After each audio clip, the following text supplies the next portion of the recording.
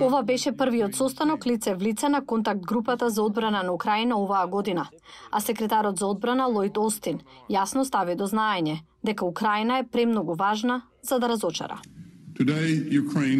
Денес опстанокот на Украина е во опасност, а безбедноста на Америка е загрозена. И тие немаат ден за губење, а ниту ние имаме ден да трошиме. Но аналитичарите велат дека публиката на Остин веројатно била скептична, бидејќи Конгресот на САД допрва треба да донесе нова помош за Украина. Нема пари. Украина се уште се обидува да ги истера руските трупи од незината источна територија и се чини дека теренот има тактички ќорсокак. Како што Пентагон нема пари за Украина и нема знаци дека представничкиот дом предводен од републиканците ќе го стави предлог законот за финансирање на гласање. Високи представници на одбраната велат дека едноставно не постои начин сојузниците да ги комбинираат силите за да го надополнат недостигот од поддршка од САД, особено кога Русија ги засилува своите напади.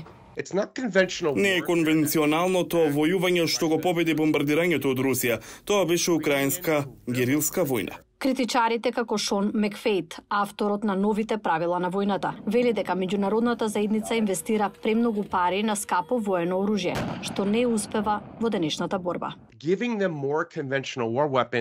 Да им се даде повеќе конвенционално воено оружје е стратешка дефиниција за лудост, очекувајќи различен резултат со правењето на истото.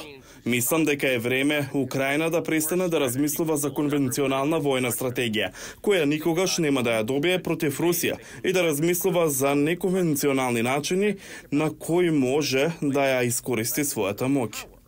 Западните лидери, вклучително и секретарот Остин, изразија загриженост дека неуспехот да се снабди Украина ќе биде во корист на Русија, како што таа се обидува да ја преживее западната поддршка за Украина.